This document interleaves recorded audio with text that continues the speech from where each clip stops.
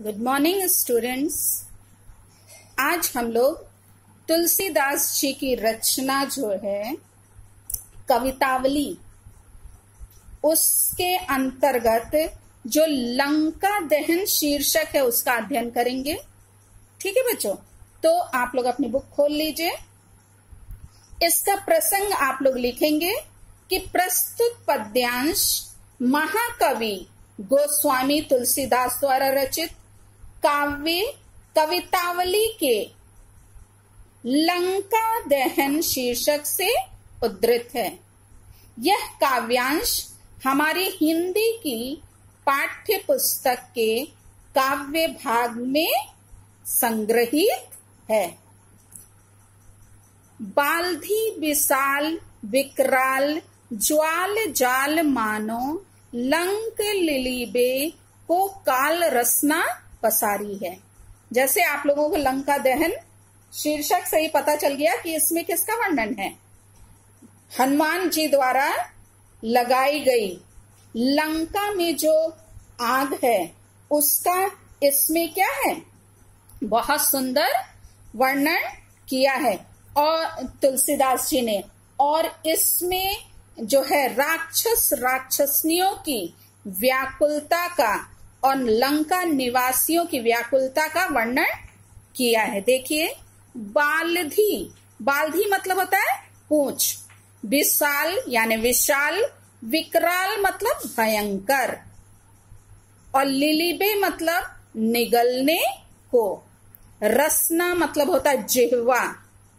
ठीक है, जिह्वा को पसारी यानी फैलाया। देखा जाए इसकी व्याख्या, इसमें गोस्वामी तुलसीदास जी कहते हैं कि हनुमान की विशाल, विशाल यानी विशाल, बाल्धी यानी पूंछ से, विकराल यानी भयंकर, ज्वाल जाल यानी भयंकर आग की लपटें उठ रही हैं।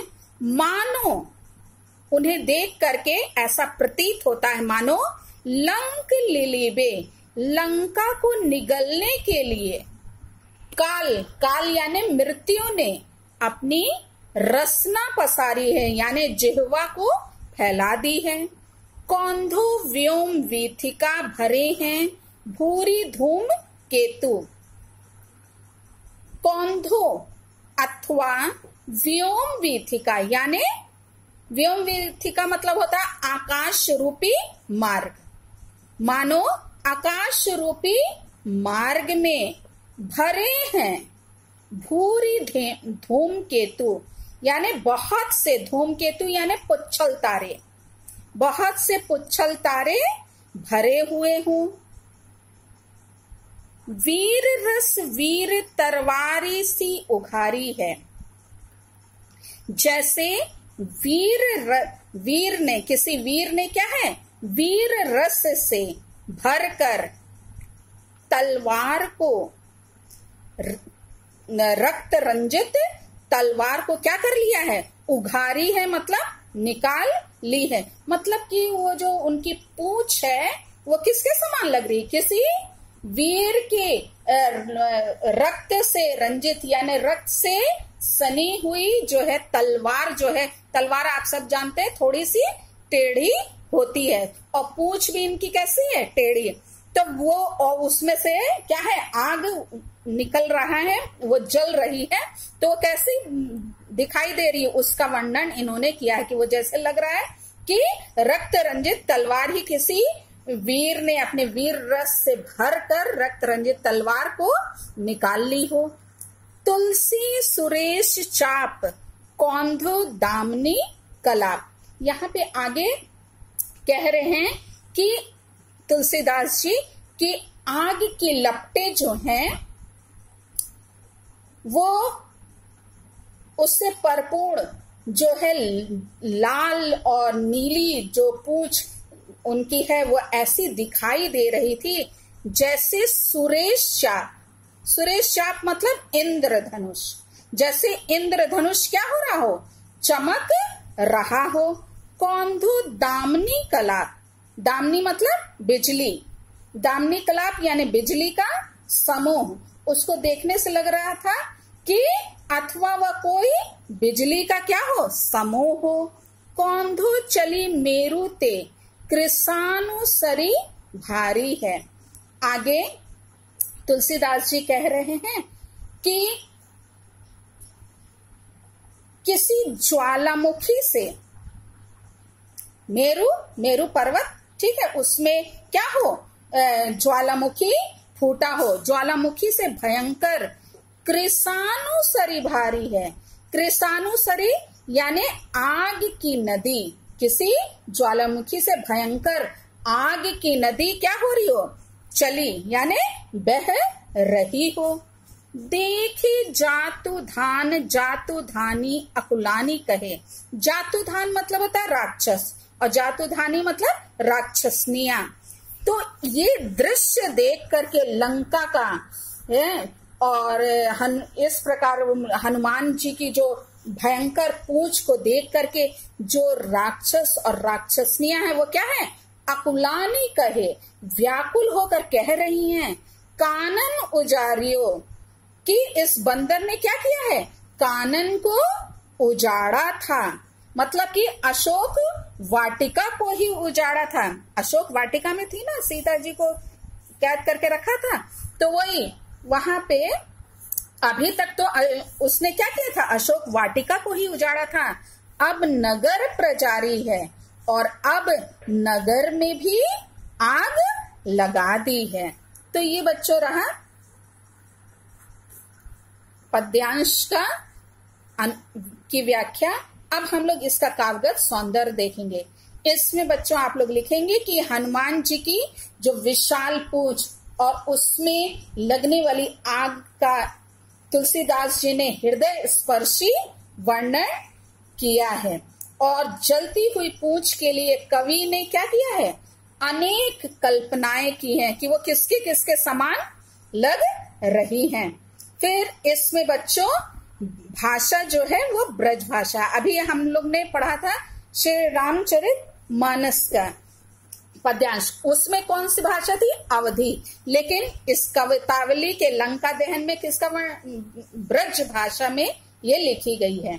तो इसमें बच्चों आप अलंकार लिखेंगे, संदेह, उत्प्रेक्षा एवं उपमा। अनेक उपमाओं के द्वारा स्पष्ट किया है ना अपनी बात को। और रस है भयानक और छंद है घनाक्षरी।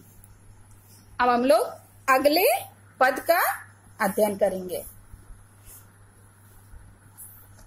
हाट बाट कोट ओट अटनी अगार पौरी, खोरी खोरी दौरी दौरी, दीन ही अति आगी है। इसमें बच्चों तुलसीदास जी ने लंका में लगी हुई आग का बड़ा ही मनोरम वर्णन किया है कि वहां पे लंका दहन के समय लंका में हाहाकार मच गई है, उसी का वर्णन है।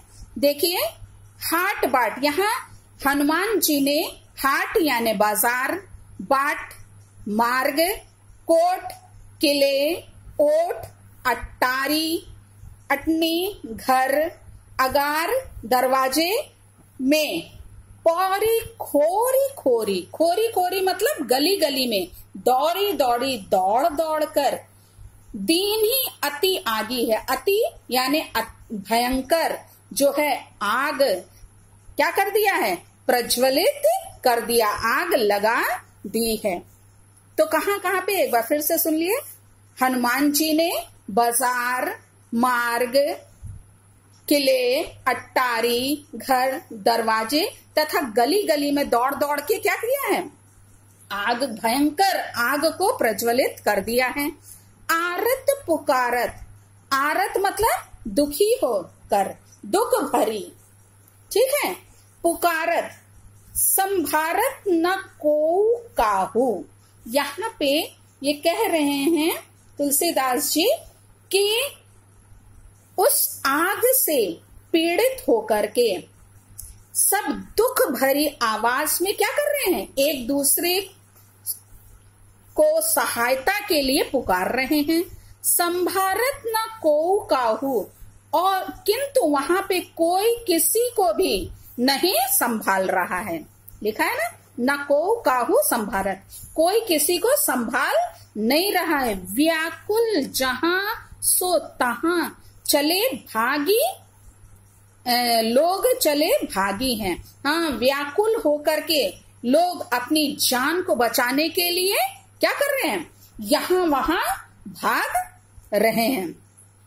बालधी फिरावे बार बार झहरावे झरे, बूंदिया सी लंक पिघलाई पाग पागी है। बालधी यानी पूछ, फिरावे जो हनुमान जी हैं वो क्या कर रहे हैं, बार बार अपनी पूछ को घुमा घुमा करके उसको क्या कर रहे हैं, झाड़ रहे हैं। उसमें आग लगी हुई है और उसको वो क्या कर रहे हैं, झाड़ रहे हैं, जिससे चिंगारियां जो हैं वो क्या कैसी हैं, बूंदों के समान गिर रही हैं।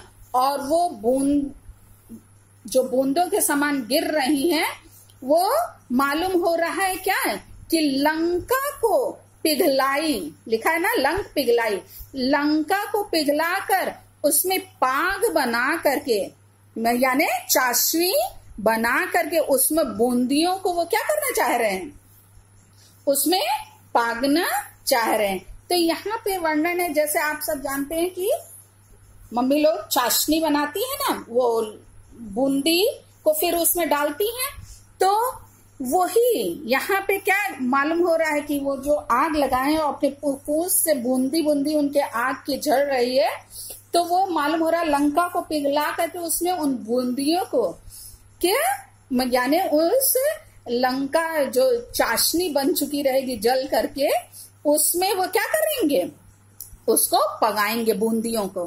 तुलसी बिलो की अकुलानी जातु धानी कहे, तुलसीदास जी कह रहे हैं कि जो जातुधानी यानी जो राक्षसनियां हैं वो ये दृश्य देख करके, ये लंका की ऐसी दशा को देख करके वो क्या है, अकुलानी यानी व्याकुल होकर कहे यानी कहने लगी कि चित्रहु के कपि, कपि यानी वानर बंदर, चित्रहु यानी चित्र के भी वानर को निशाचर न लागे ही, निशाचर यानी राक्षस जो हैं वो कभी लागे ही मतलब छेड़ छाड़ नहीं करेंगे।